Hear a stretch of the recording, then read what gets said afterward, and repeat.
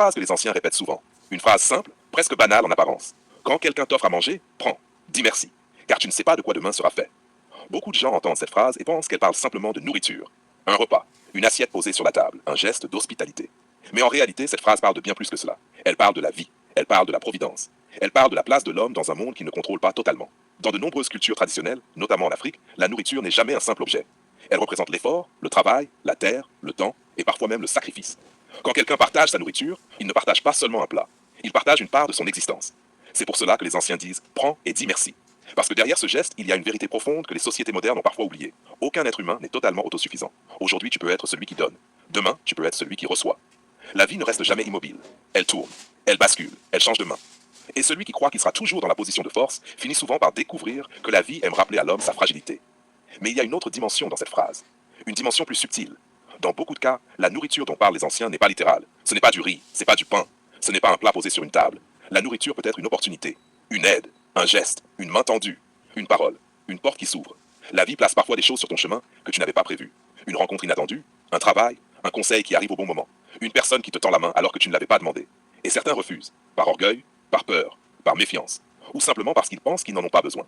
Mais les anciens disent « prends et dis merci ». Pas parce qu'il faut être dépendant des autres, mais parce qu'il faut comprendre une chose essentielle.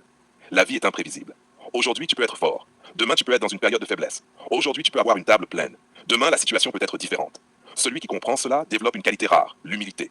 Pas l'humilité de celui qui se rabaisse, mais l'humilité de celui qui sait que l'homme ne contrôle pas tout. Car il existe une idée encore plus profonde derrière cette phrase, l'idée de la providence.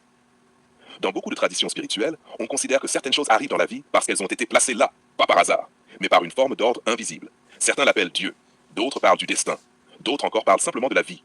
Mais l'idée reste la même. Parfois, l'aide qui vient vers toi est simplement le moyen par lequel la providence agit. Un homme peut nourrir un autre homme. Mais derrière ce geste, certains diront que c'est la providence qui a utilisé cette main. C'est pour cela que les anciens disent aussi « Dieu peut nourrir quelqu'un par la main d'un autre ». Dans cette vision du monde, refuser systématiquement ce qui vient vers toi peut être vu comme un manque de reconnaissance envers la vie elle-même. Bien sûr, cela ne veut pas dire accepter n'importe quoi. Cela ne veut pas dire abandonner son discernement. Mais cela signifie rester ouvert à ce que la vie place devant toi. Parce que parfois, ce qui semble petit peut avoir une grande valeur. Un repas partagé peut créer une amitié. Une conversation peut changer une trajectoire. Une aide peut sauver une situation. Et celui qui sait recevoir avec gratitude est souvent celui qui saura donner avec générosité quand son tour viendra. Car la logique profonde de cette sagesse est simple. La vie circule. Aujourd'hui, quelqu'un te donne, demain, tu donneras à quelqu'un d'autre. Ce mouvement maintient l'équilibre humain. Dans les sociétés traditionnelles, cela crée un réseau invisible de solidarité. Personne n'était totalement seul.